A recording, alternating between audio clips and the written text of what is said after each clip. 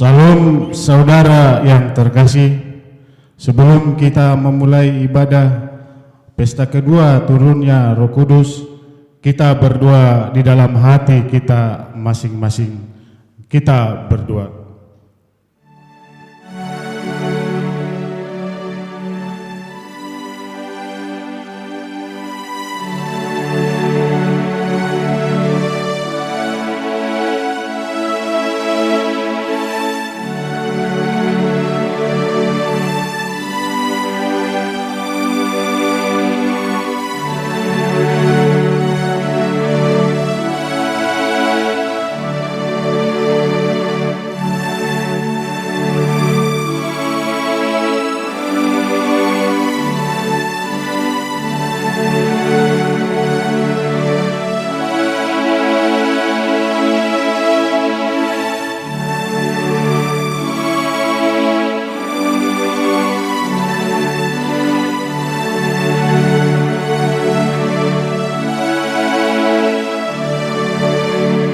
Amin. Saudara-saudaraku yang kekasih, pada hari ini kita telah memasuki pesta kedua peringatan turunnya Roh Kudus. Melalui peringatan hari ini, kita dimohon supaya semakin memperlihatkan kepribadian kita yang hidup oleh kuasa Roh Tuhan. Tuhan yang berkata kepada murid-muridnya, tetapi kamu akan menerima kuasa kalau Roh Kudus turun atas kamu, dan kamu akan menjadi saksiku di Yerusalem dan di seluruh Yudea dan Samaria dan sampai ke ujung bumi. Dan kami adalah saksi dari segala sesuatu itu, kami dan Roh Kudus yang dikaruniakan Allah kepada semua orang yang mentaati Dia. Selama beberapa waktu jemaat di seluruh Yudea, Galilea dan Samaria berada dalam keadaan damai. Jemaat itu dibangun dan hidup dalam takut akan Tuhan. jumlahnya makin bertambah besar oleh pertolongan dan penghiburan Roh Kudus. Dan murid-muridnya di Antioquia penuh dengan sukacita dan dengan Roh Kudus. Akan tetapi kamu, saudara-saudaraku yang kekasih, bangunlah dirimu sendiri di atas dasar imanmu yang paling suci, dan berdoalah dalam Roh Kudus. Marilah kita memuji Tuhan, bernyanyi dari Kidung Jemaat nomor 18 ayat 1 dan 2.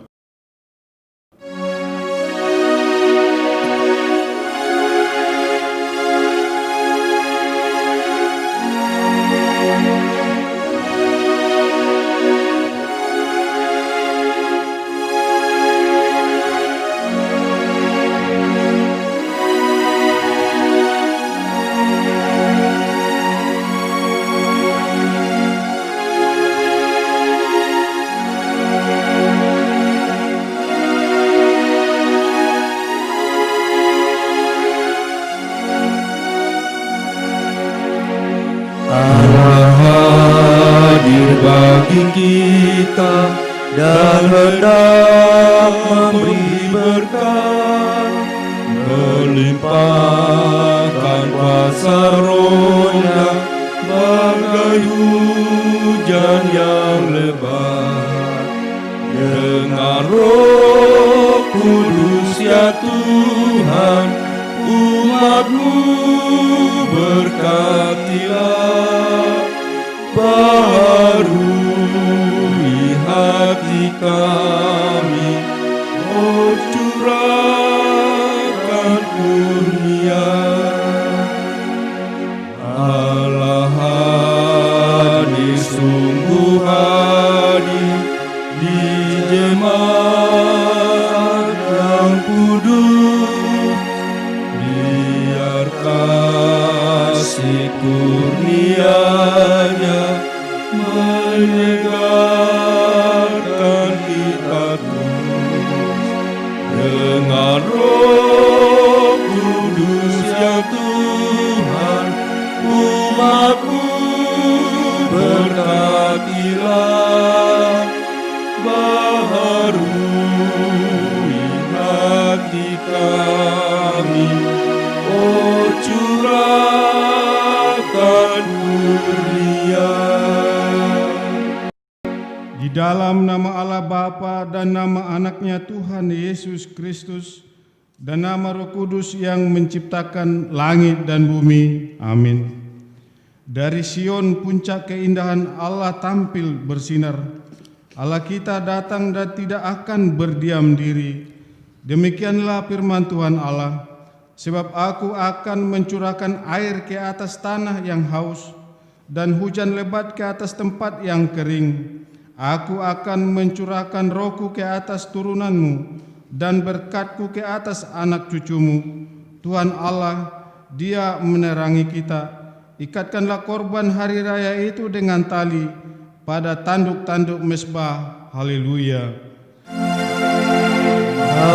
Haleluya. Haleluya. Haleluya.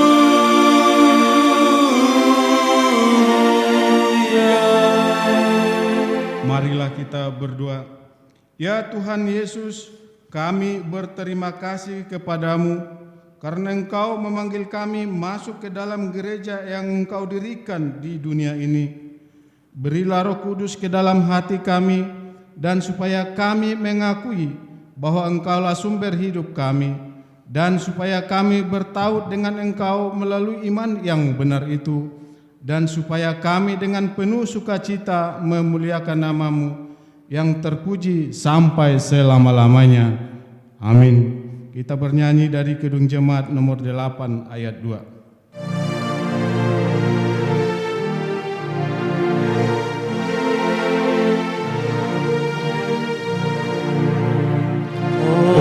Tuntun aku ke Putra-Mu, agar padamu ku dituntunnya, dan Roh-Mu diam dalam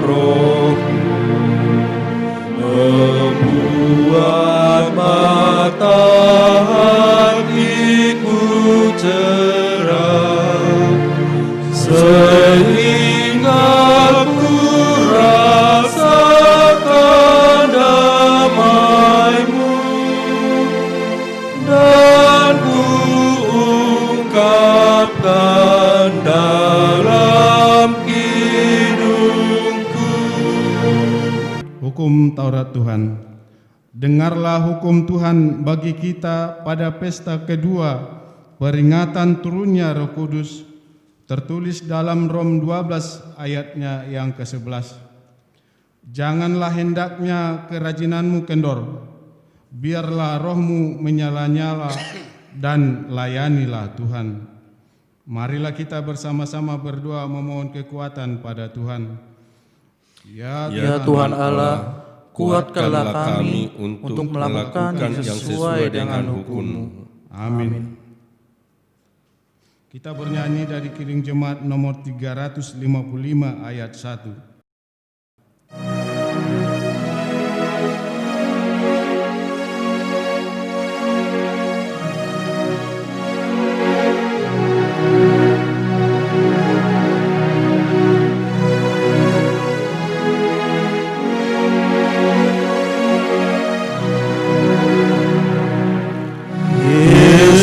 Memanggil, mari segera ikutlah jalan selamat bapa. Jangan sesat dengar sabdanya, hai marilah segera.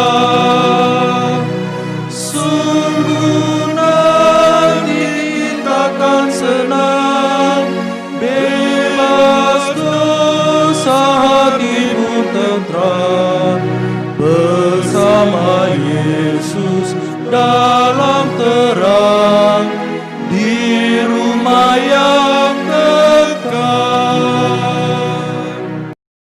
Doa permohonan dan janji Tuhan. Marilah kita merendahkan diri untuk mengaku dosa kita. Kita berdoa. Ya Allah Bapa kami yang di surga, Engkau mengampuni dosa kami orang hina dan tercela ini di dalam anak kesayangan-Mu. Kasihanilah kami orang yang berduka cita, yang berdosa ini.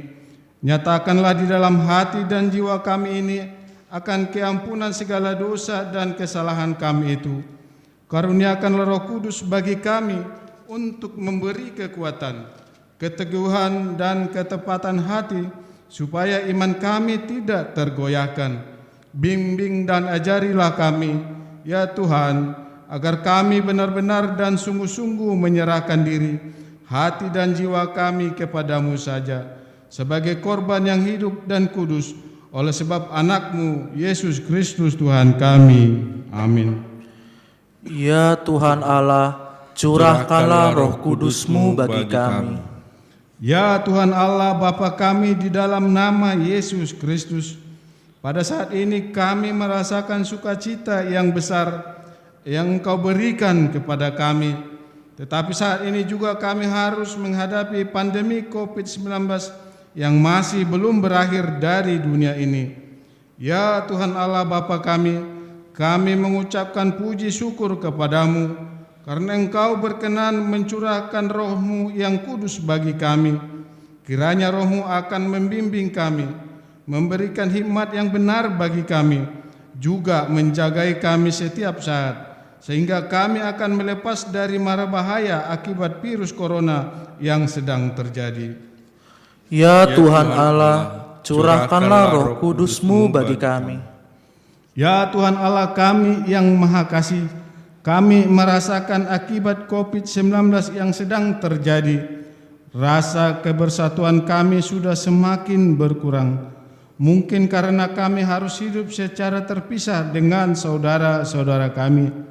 Memang salah satu jalan untuk memutus mata rantai penyebaran COVID-19, kami harus menghindari perkumpulan-perkumpulan dan keramaian. Ya Roh Kudus, kiranya satukanlah selalu hati kami untuk saling menerima, juga saling mengasihi, seperti anggota tubuh Kristus yang kudus. Oleh karena itu, kiranya Roh Kudus tetap menyinari dan memberkati perkumpulan orang-orang Kristen di rumah masing-masing. Ya Tuhan kami, pulihkan kami, jauhkanlah ya Tuhan segala penderitaan yang sedang kami alami. Ya Tuhan Allah, curahkanlah Roh Kudus-Mu bagi kami. Ya Tuhan Allah yang Maha Kasih, Bukalah hati kami untuk selalu mau berharap kepadamu, supaya kami yakin dan percaya bahwa Engkau akan melepaskan kami dari pergumulan yang sedang terjadi. Engkau adalah Tuhan dari Tuhan yang ada di dunia ini. Engkau juga yang maha kuasa dari segala yang punya kekuasaan di dunia ini. Tunjukkanlah ya Tuhan kuasa-Mu dan kekuatan-Mu untuk memulihkan kami kepada tentraman dan damai dalam kehidupan kami. Ya Roh Kudus, penghibur orang kudus, orang berduka, sembuhkanlah segala penyakit dan penderitaan kami karena dosa. Tinggallah bersama kami, agar kami senantiasa bergembira dan penuh gairah melakukan kehendak-Mu. Engkaulah sumber pengasihan dan pengampunan. Janganlah lupakan kami. Amin. Meskipun dosamu teramat keji, dengan darah Yesus kau suci bersih.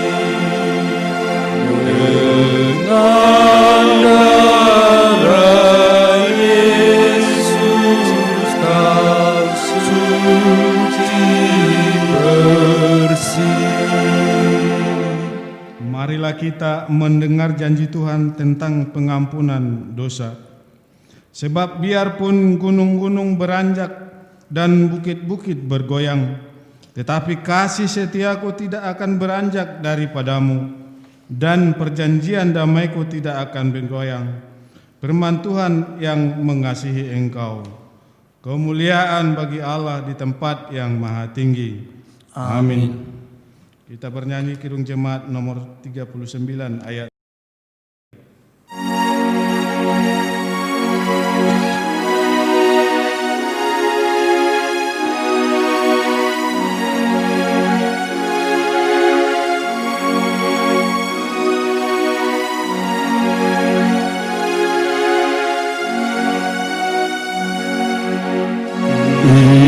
Tetap pengakuanku,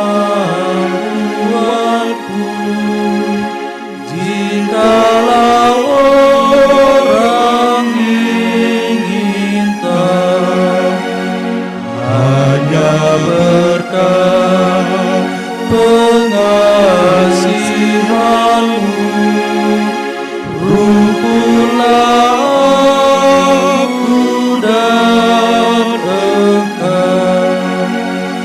Ku merendahkan diriku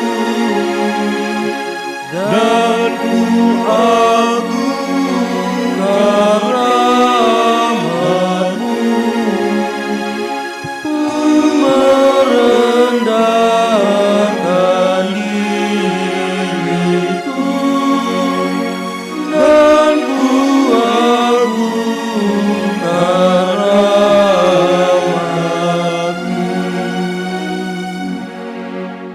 Marilah kita mendengar firman Tuhan yang ditetapkan untuk pesta kedua peringatan turunnya Roh Kudus bagi kita. Tertulis dalam Keluaran 35 ayat 30 sampai dengan ayatnya yang ke-35. Beginilah firman-Nya. Berkatalah Musa kepada orang Israel, lihatlah, Tuhan telah menunjuk Bezalel bin Uri bin Hur dari suku Yehuda, dan telah memenuhinya dengan roh Allah, dengan keahlian, pengertian, dan pengetahuan dalam segala macam pekerjaan, yakni untuk membuat berbagai rancangan supaya dikerjakan dari emas, perak, dan tembaga, untuk mengasah batu permata supaya ditata, untuk mengukir kayu, dan untuk bekerja dalam segala macam pekerjaan yang dirancang itu. Dan Tuhan menanam dalam hatinya dan dalam hati Aholab bin Ahisamak dari suku Dan kepandaian untuk mengajar. Ia telah memenuhi mereka dengan keahlian untuk membuat segala macam pekerjaan seorang tukang.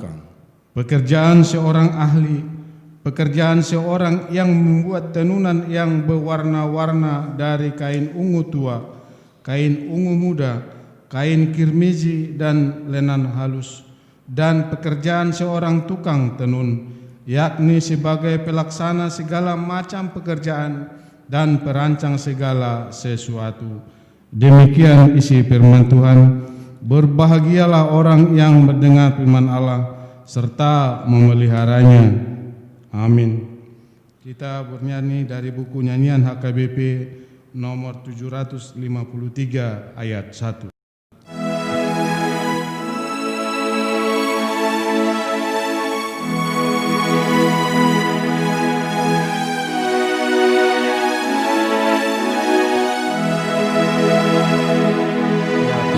Aku diatur oleh Tuhan, dan kasih sayang-Mu menuntunku. Malah-Ku puja sepanjang hidup, ku tetap senang bersama-Mu, karena Ku tahu Kau Tuhan menuntunku ke tempat tinggi, Kau mengantarku sampai ku tiba di akhir jalanku di surga rumah-Mu ya Allahku. Marilah kita bersama-sama mengaku iman kepercayaan kita sebagaimana teman-teman seiman di seluruh dunia. Kita bersama-sama mengucapkannya. Aku percaya kepada Allah, Bapa yang Maha Kuasa, Khalik langit dan bumi. Aku percaya kepada Yesus Kristus, Anaknya yang tunggal Tuhan kita, yang dikandung daripada Roh Kudus, lahir dari anak darah Maria, yang menderita sengsara di bawah pemerintahan Pontius Pilatus, disalibkan, mati dan dikuburkan, yang turun ke dalam kerajaan maut. Pada hari yang ketiga, bangkit pula dari antara orang mati, naik ke surga, duduk sebelah kanan Allah, Bapa yang Maha Kuasa. Dari sana akan datang kelak untuk menghakimi orang hidup dan yang mati. Aku percaya kepada Roh Kudus dan adanya satu gereja yang kudus dan am, persekutuan orang kudus, pengampunan dosa, kebangkitan daging, dan hidup yang kekal. Amin.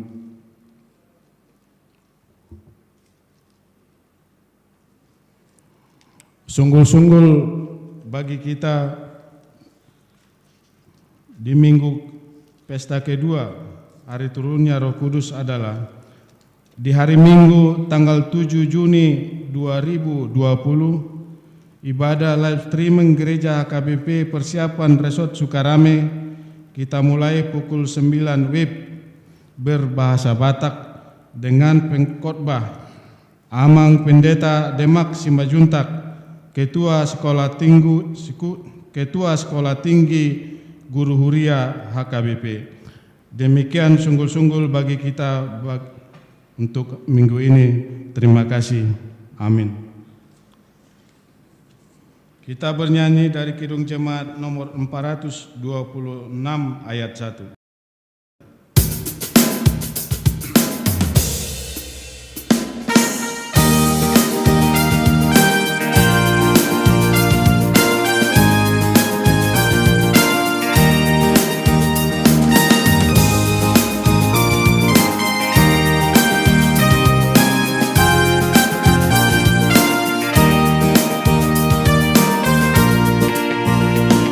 Kita harus membawa berita pada dunia dalam gelap tentang kebenaran dan kasih dan damai yang mendekat.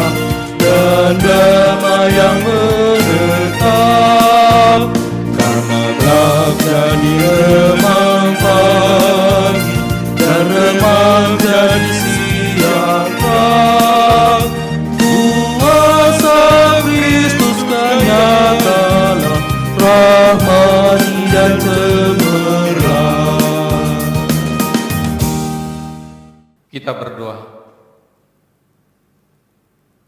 Damai sejahtera Allah yang melampaui segala akal, itulah kiranya yang menerangi hati dan pikiran di dalam Kristus Yesus Tuhan kita.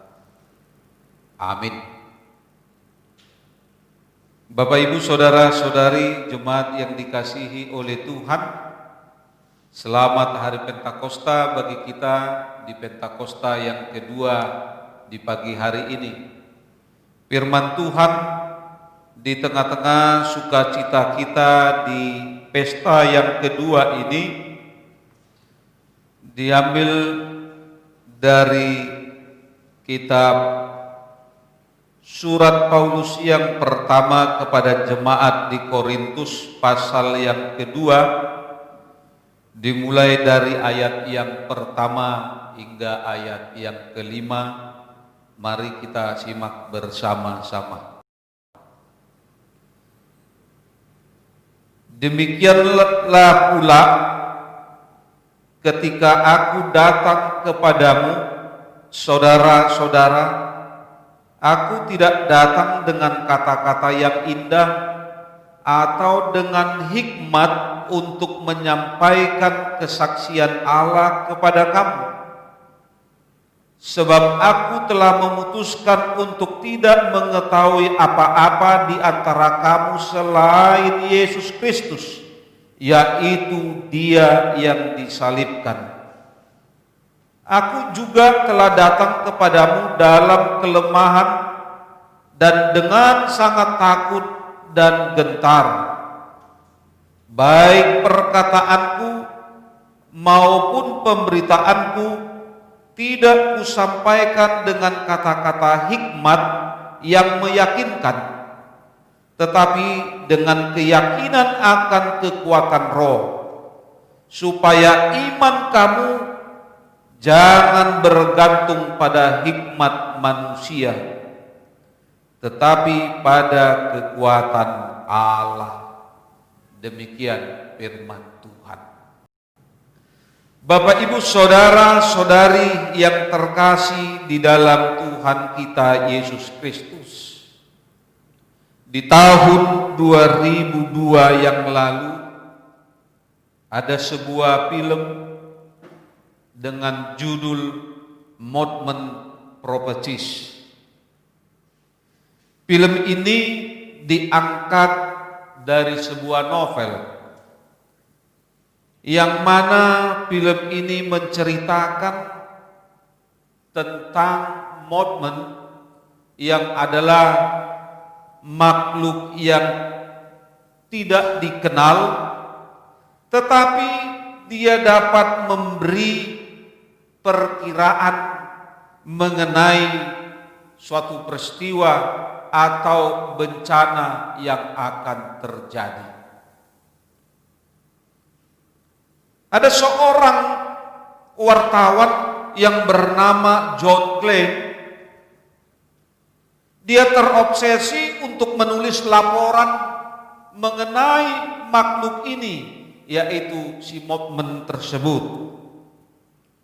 Dan di dalam film tersebut ada sebuah dialog yang selalu saya ingat ketika John Glenn dia bertanya kepada Monument, kenapa engkau tidak menjelaskan dan memberitahukan kepada manusia mengenai peristiwa atau kejadian atau bencana yang akan terjadi. Lalu Monument itu mengatakan, apakah engkau bisa menjelaskan dirimu kepada kecoa yang lewat ini? Kamu tidak perlu menjelaskan dirimu kepadanya karena dia tidak akan pernah mengerti penjelasanmu. Dan pengetahuan kecoa membatasinya untuk memahami apa yang akan kau katakan kepada kecoa tersebut. Begitulah yang dikatakan oleh Mottman kepada John Clay. Dan itu juga yang mau dikatakan di tengah-tengah kehidupan kita amat dan ingat. Terlebih lagi sebagaimana apa yang terjadi di tengah-tengah kehidupan pelayanan Apostel Paulus ketika dia berhadapan di tengah-tengah pertikaian, perselisihan. Ada dua kelompok yang mengklaim, yang menyatakan bahwa kelompok inilah yang benar, kelompok inilah yang berhikmat, dan kelompok ini tidak. Bagaimana kita mau berbicara? Bagaimana kalau kita mau mendengar? Jikalau kedua-dua kelompok ini sama-sama mengutarakan, sama-sama mengungkapkan kebenaran masing-masing, lalu di mana dan siapa yang bisa mengatakan mereka tidak benar dan tidak salah? Karena mereka berdebat, mempertahankan argumennya masing-masing. Itu sebabnya dikatakan oleh Mottman, bagaimana mungkin di dalam pengetahuan kecoa ini untuk memahami dirimu, John Clay. Dan itu juga yang mungkin dikatakan oleh Paulus ketika dia berusaha untuk menyatakan kebenaran dan hikmat Allah kepada kedua kelompok tersebut. Bisa saja begitu yang terjadi di tengah-tengah yang dihadapi oleh Paulus terhadap golongan Yahudi dan golongan Yunani. Berdebat masalah hikmat. Bapak Ibu saudara-saudari yang terkasih di dalam Tuhan kita Yesus Kristus, hikmat ilahi, hikmat Allah memang satu kebodohan bagi hikmat manusia. Bagi manusia satu kebodohan kalau dia benar-benar anak Allah. Mengapa Allah harus mengutus anaknya Yesus Kristus mati di kayu salib? Karena memang keterbatasan. Apa yang tidak logika, apa yang mustahil bagi manusia, itulah yang Tuhan perlihatkan. Itulah yang Tuhan tunjukkan untuk menyelamatkan manusia. Bapak Ibu saudara-saudari yang terkasih di dalam Tuhan kita Yesus Kristus, saya membayangkan mungkin lebih mudah kalau Allah berbicara kepada kita seperti Allah berbicara kepada orang-orangnya, kepada nabi-nabi, kepada rasul-rasul pada zaman dahulu. Kita bisa melihat bagaimana Allah melalui api yang membakar semak belukar seperti kepada Musa, melalui malaikat ketika Allah berbicara kepada Maria, dan banyak lagi Allah berbicara dengan melalui perantaraan. Walaupun kadang-kala sebagai manusia kita akan mengatakan mustahil itu bisa terjadi. Bapak Ibu saudara-saudari yang terkasih di dalam Tuhan kita, orang tidak percaya kepada hikmat Allah, justru orang lebih banyak mempercayakan hidupnya kepada hikmat manusia, terutama di akhir-akhir ini. Ada orang yang memberontak dirinya melihat situasi yang dia hadapi saat ini. Di dalam hidupnya pasti dia akan katakan, di mana Tuhan kalau dia memang ada? Kalau Tuhan itu benar-benar mengasihi orang-orang yang dia kasihi, yang berada di dunia ini, tidak mungkin Tuhan membiarkan umatnya di dunia ini menderita, bahkan harus meninggal. Itu adalah hikmat pengetahuan manusia. Manusia berusaha memaknai jalan Tuhan dengan pikiran yang terbatas. Itu sebabnya ada orang mengatakan kita ini kadangkala tidak pernah mau mengakui kelemahan kita. Malu mungkin untuk mengatakan bahwa dirinya memiliki kelemahan. Dia ingin sempurna, dia ingin perfect. Padahal kesempurnaan itu hanya milik Allah, hanya milik Tuhan. Tetapi kita menuju kesempurnaan, dan yang melayakkan kita menuju kepada kesempurnaan itulah yang saat ini kita rayakan, yang kita pestakan melalui kedatangan Roh Kudus. Itu sebabnya dikatakan hidup oleh kuasa Roh. Di dalam kuasa Roh itulah kita mulai pelan-pelan memahami, mengerti akan rancangan, akan maksud peristiwa yang kita alami. Itu sebabnya dikatakan di dalam satu lagu pujian rohani, ada yang mengatakan bahwa rencana indah dari Tuhan. Indah rencanamu Tuhan di dalam hidupmu. Kalau kita mengatakan indah rencana Tuhan di dalam hidup kita, lalu bagaimana kita memaknai itu di dalam iman kita? Kalau hanya di dalam omongan belaka, melalui mulut saja, tetapi di dalam prakteknya kehidupan kita sehari-hari, kita tidak memperlihatkan hidup kita dituntun, hidup kita dikuasai. Kita baru saja merayakan di hari yang pertama melalui firman Tuhan, Roh Allah itu yang menuntun kita menuju kepada kehidupan yang bahagia.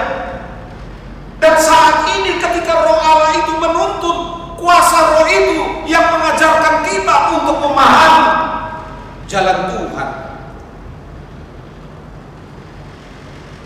Lalu bagaimana supaya kita memahami, supaya kita mengerti?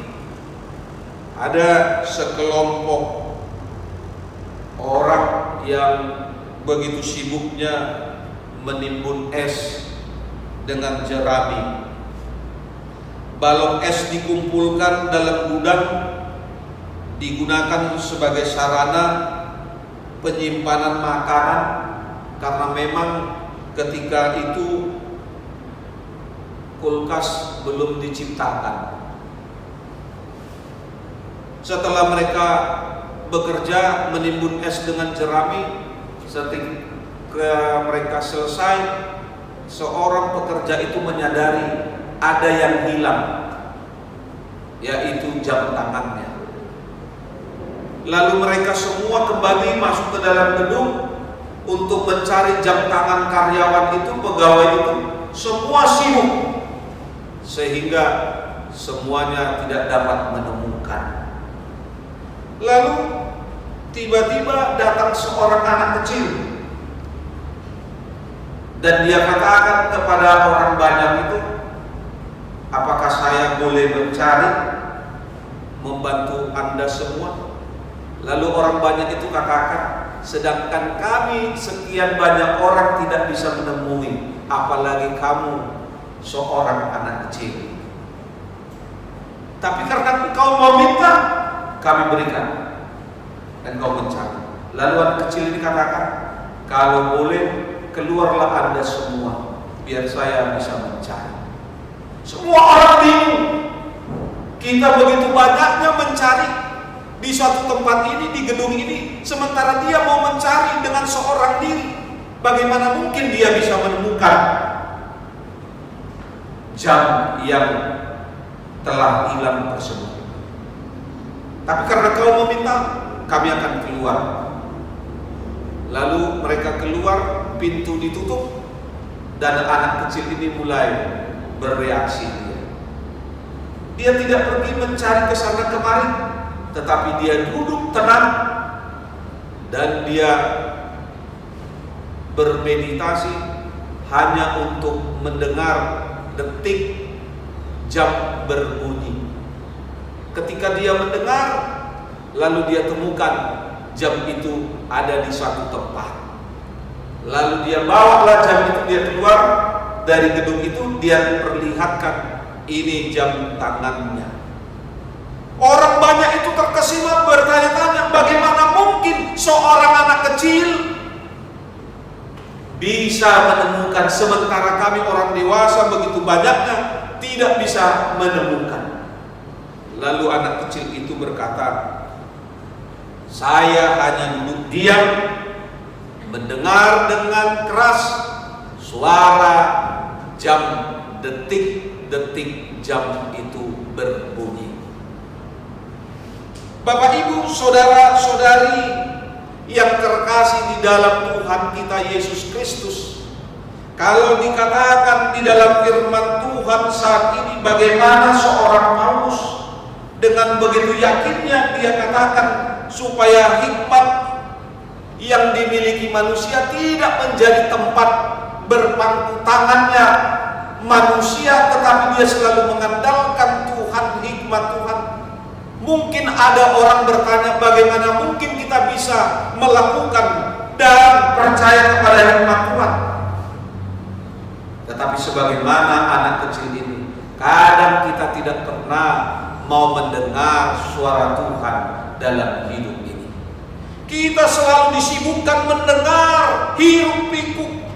Kita selalu disibukkan dengan mendengar keluh kesah, tetapi tidak pernah kita meluangkan waktu kita untuk mendengar suara Tuhan melalui Roh Kudus itu. Kalau anak kecil itu bisa mendengar suara denyut jam tersebut, kenapa kita tidak pernah untuk berdiam, menjauhkan diri dulu dari suasana hiruk pikuk, supaya kita meluangkan waktu kita untuk mendengar suara Tuhan, apa yang Tuhan mau katakan melalui Roh Kudus. Itu sebabnya dikatakan di dalam tema minggu kita di pesta yang kedua ini, hidup oleh Roh Kudus, hidup oleh kuasa Roh Allah. Kita ketahui di khotbah di hari Minggu dikatakan Roh Allah yang menuntun. Tidak mungkin Roh Allah yang menuntun kepada kebinasaan, tetapi Roh Allah pasti menuntun kepada kehidupan yang kita inginkan dari Tuhan. Oleh karena itu, mari di tengah-tengah kehidupan kita hidup oleh kuasa Roh Allah, sebagaimana yang dikatakan oleh Paulus di dalam Galatia 5 ayat 22. Buah-buah roh, inilah buah daripada kuasa roh yang bekerja dalam kehidupan kita, aman dan inang. Dan itu bisa terjadi apabila kita memperkenankan Roh Allah bekerja, Roh Allah berkuasa atas kehidupan kita. Kalau kita tidak mau membiarkan Roh Allah berkuasa atas kita, sampai kapanpun kita tidak akan pernah menghasilkan buah-buah roh dalam kehidupan ini. Jangan berharap, jangan bermimpi dalam hidup kita untuk mendapatkan kebahagiaan kelak, sebagaimana yang Tuhan janjikan ketika Dia naik ke surga. Karena itu, di tengah-tengah kehidupan kita sebagai orang yang percaya, dengan kekuatan Roh Allah, mari kita dimampukan memakai hikmat, kekayaan, jabatan, dan apapun yang kita miliki itu di dalam kehidupan ini untuk melayani dan menyatakan kasih Allah kepada dunia ini. Terlebih di tengah-tengah masa pandemi COVID-19, kita tidak tahu sebentar lagi dan mulai hari ini 1 Juni dikatakan di kota kita, sebagaimana yang kita dengar di berita, 25 kota kabupaten termasuk kota Palembang salah satunya akan menjalani new normal. Kesiapan kitalah yang mengetahui. Tetapi kalau kita melakukannya itu sebagaimana biasanya, maka kita akan tertinggal. Kita juga akan tersingkirkan kalau kita juga masih mempertahankan kehidupan lama. Pemerintah mengatakan new normal berarti sesuatu yang baru, yang harus kita lakukan suka atau tidak suka, mau tidak mau. Memang kalau hanya mengandalkan kekuatan kita, apa yang kita miliki saat ini mungkin kita tidak mampu. Tetapi marilah kita hidup sebagaimana yang dikatakan di dalam firman Tuhan saat ini. Hidup oleh kuasa roh. Saya yakin dan percaya kalau kita mau hidup oleh kuasa roh, apapun yang dikatakan oleh pemerintah new normal, kita pasti dimampukan, dilayakkan oleh Tuhan. Bahkan kita akan mampu memperlihatkan kepada dunia ini di dalam dunia yang baru yang dikatakan saat ini. Yang dikatakan dengan new normal bukan lagi sesuatu yang baru bagi orang percaya, karena orang percaya hidup melalui kuasa roh. Tuhan memberkati. Kita berdoa. Terima kasih Tuhan buat firman-Mu yang sudah kami dengar. Kiranya Engkau Tuhan memampukan dan melayakkan kami, supaya kami mampu hidup di dalam kuasa roh, sehingga di dalam roh Allah kami boleh menghasilkan buah-buah roh, sehingga kami menjadi berkat bagi sesama kami Tuhan. Terima kasih Tuhan buat firman-Mu, dan biarlah firman-Mu selalu bertumbuh di dalam kehidupan setiap orang-orang yang percaya kepada Tuhan. Terima kasih Tuhan. Kami juga sebentar lagi akan menghadapi new normal di tengah-tengah kehidupan kami di mana kami berada. Mampukan kami Tuhan, supaya kami tidak kewalahan, supaya kami tidak takut, supaya kami dapat menjalani kehidupan kami sebagaimana mestinya, walaupun harus kami lakukan protokoler kesehatan di sepanjang kehidupan kami. Kami percaya Tuhan selalu bersama-sama dengan kami untuk memampukan kami menjalani kehidupan ini. Terima kasih Tuhan. Kami juga berdoa untuk para medis dan pemerintah kami, kiranya Tuhan berkenan memberkati dan menyelamatkan mereka. Banyak dosa dan kesalahan yang sudah kami lakukan, kiranya Tuhan berkenan mengampuni dosa dan kesalahan kami, agar kami layak untuk memohon dan menerima berkat. Hanya di dalam Yesus Kristus kami berdoa. Amin. Bapak, Ibu, saudara-saudari yang terkasih di dalam Tuhan kita Yesus Kristus, mari kita menyambut firman Tuhan dengan memberikan persembahan kita dengan bernyanyi dari Kidung Jemaat 425 ayat yang pertama dan ayat yang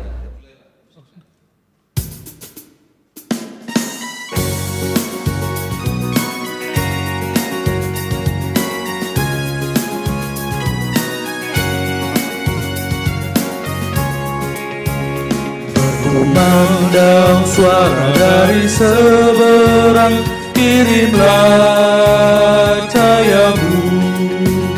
Banyak jiwa dalam dosa mengerang, kirimlah cahayamu. Kirimlah berita Injil menyantap yang terlelap. Kirimlah pelita Injil menyantap yang terlelap. Jangan kita tinggal diam mendengar, kirimlah cahayamu. kita sebar, kirimlah cahayamu, kirimlah pelita Injil menyetap yang terlelap, kirimlah pelita Injil menyetap yang terlelap.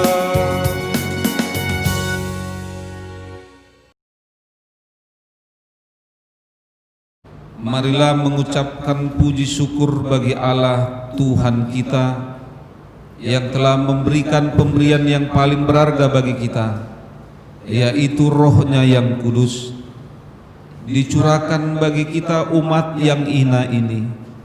Pemberiannya lebih berharga dari dunia ini dan seluruh isinya.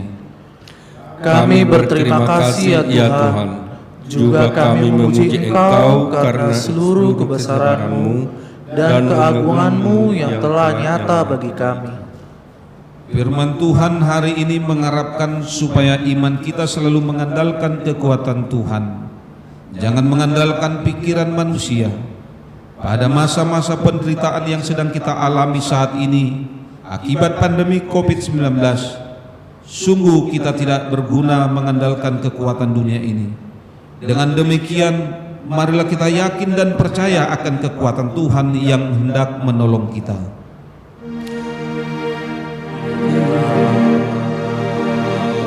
Tolong hamba-Mu, kuatkan imanku, melawan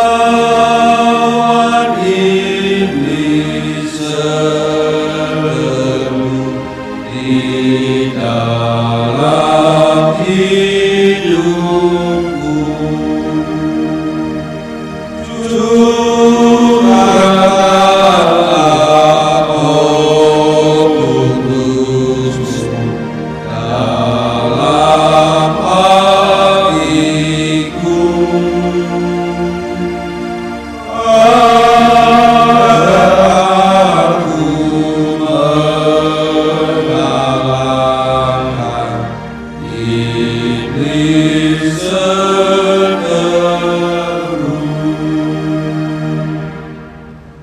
Marilah kita berdoa untuk menyerahkan persembahan kita kepada Tuhan. Kita berdoa. Ya Allah Bapa kami yang di surga, kami mengaku bahwa Tuhan adalah sumber dari segala karunia yang melimpah dalam kehidupan kami masing-masing. Sebahagian daripada karunia itu kami serahkan kembali sebagai persembahan kepada Tuhan.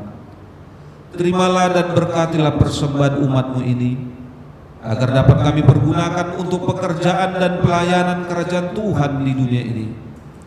Bukalah hati kami untuk mengenal betapa banyak berkat dan karunia yang kami peroleh dari Tuhan, supaya kami senantiasa bersyukur kepadamu. Di dalam nama Yesus Kristus Tuhan kami. Amin. Tuhan karuniamu, roh dan jiwaku semua, nyawa juga hidupku, harta milikku semua, ku serahkan padamu untuk selamanya.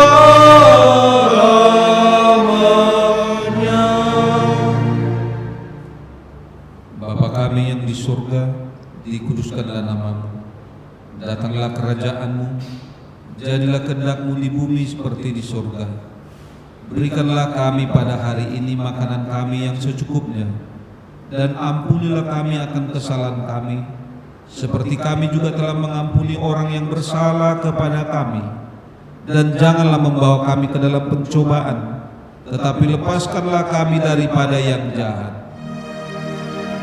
Karena Engkau punya kerajaan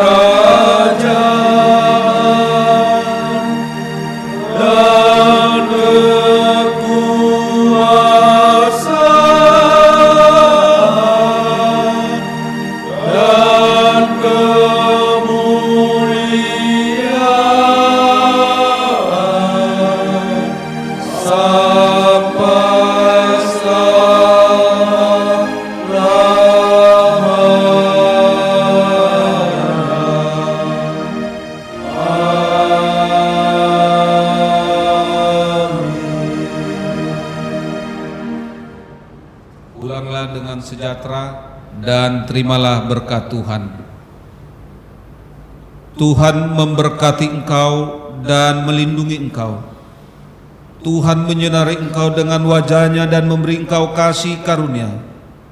Tuhan menghadapkan wajah-Nya kepadamu dan memberi engkau damai sejahtera.